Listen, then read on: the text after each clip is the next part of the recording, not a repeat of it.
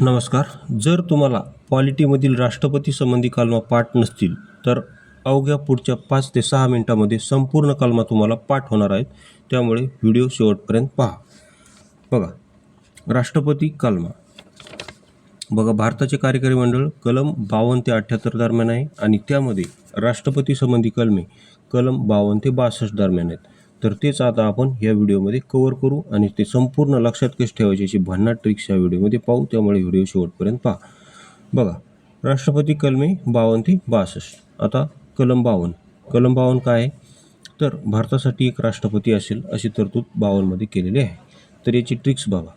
Tricks अशी आहे की भारतासाठी एक ब्राह्मण राष्ट्रपती असेल असं आपण म्हणू. काय म्हणायचं?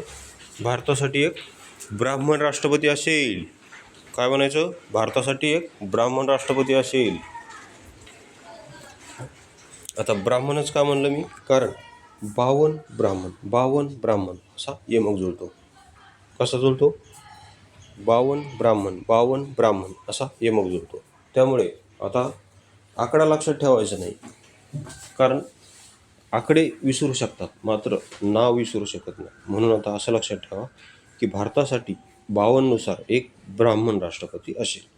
त्यानंतर कलम 53 आहे, संघराज्याचे सर्व कामकाज हे राष्ट्रपतीच्या नावाने चालेल. संघराज्याचे सर्व कामकाज कसे कोणाच्या नावाने चालेल?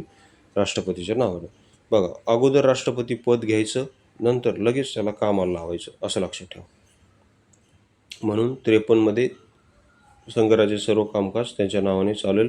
त्यानंतर 53(2) ते सरसेनापती असतील तिन्ही संरक्षण दलाचे. त्यानंतर 54 आणि 55 हे दोन्ही सारखेच वाटतात, मात्र थोडासा फरक आहे. हा फरक तुम्ही इथे लक्षात घ्या. 54 मध्ये फक्त राष्ट्रपती निवडणूक हे 2च शब्द आहेत, राष्ट्रपती निवडणूक, आणि 55 मध्ये राष्ट्रपती निवडणूक पद्धत हे 3 शब्द आहेत. हे लक्षात ठेवा. ज्यामध्ये पद्धत हा शब्द असेल का, पद्धत, ते कलम 55 आहे. फक्त पद्धत, राष्ट्रपती निवडणूक पद्धत, ह्या पद्धत जो शब्द आहे तो कलम 55 मध्ये, एवढं लक्षात ठेवा. आणि पद्धत कोणाकडून घेतली आपण? तर आयर्लंड या देशाकडून. कोणाकडून घेतली? आयर्लंड या देशाकडून. त्यानंतर 56 सर्वात महत्त्वाचं बघा, राष्ट्रपती पदाचा कार्यकाळ.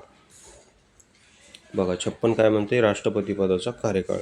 तर हे खूप लक्षात ठेवण्यासाठी सोपं आहे. बघा, पूर्वीच्या काळी, आता गाड्या आहेत मात्र पूर्वीच्या काळी घोडागाडीमध्ये राष्ट्रपती बसून ऑफिसला जायचे. म्हणजे आपले भारताचे पहिले राष्ट्रपती राजेंद्र प्रसाद घोडागाडी किंवा त्याला छकडा म्हणतात, छकड्यात बसून ऑफिसला जायचे. असं आपण ट्रिक्सनुसार लक्षात ठेवू. ते कशातही जाऊ, आपल्याला काय हे नाही, फक्त ते घोडागाडीत किंवा छकड्यात जातं ते असं तुम्ही लक्षात ठेवा.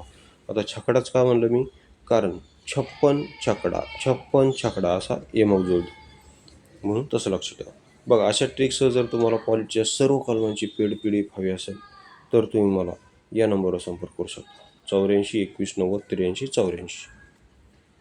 84 21 90 83 84. आपल्याकडे पॉलिटी, तसेच सायन्स, तसेच इंग्लिश व्होकॅब्युलरी संपूर्ण ट्रिक्ससह पेड PDF बनवलेली आहे. जर हवी असेल तर या नंबरवर संपर्क करू शकता. त्यानंतर कलम 57 बघा. कलम 57 आहे, पुनर्निवडणुकीस कितीही वेळा पात्र. म्हणजे भारतीय राष्ट्रपती एकदा निवडणूक झाली, 5 वर्षाचा कार्यकाळ संपला, तर ते असं 5-5 वर्षांनी कितीही वेळेस निवडणूक लढवू शकतात.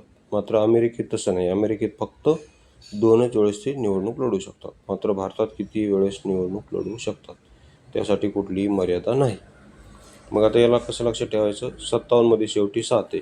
तर भारतीय स्त्रिया काय म्हणतात की मला 7 जन्म एकच पती पाहिजे. म्हणजे परत परत तेच राष्ट्रपती, तेच पती म्हणजे राष्ट्रपती, परत तेच. तर असं लक्षात ठेवू शकता. त्यानंतर कलम 58 आहे, राष्ट्रपतीची पात्रता किंवा अर्हता. राष्ट्रपती पदासाठी कोण पात्र ठरतो, कोण नाही, असं कलम 58 मध्ये दिलेलं आहे. बघा, पात्रता काय? किती व्यक्ती भारतीय असावी, त्या व्यक्तीचे वय 35+ असावं आणि ती लोकसभेवर निवडून येण्यास पात्र असावी. अशा एवढ्याच राष्ट्रपती पदाच्या पात्रता आहेत. तर ह्या सगळ्या पात्रता आठवलेंमध्ये आहेत असं आपण ट्रिक्स लक्षात ठेवू.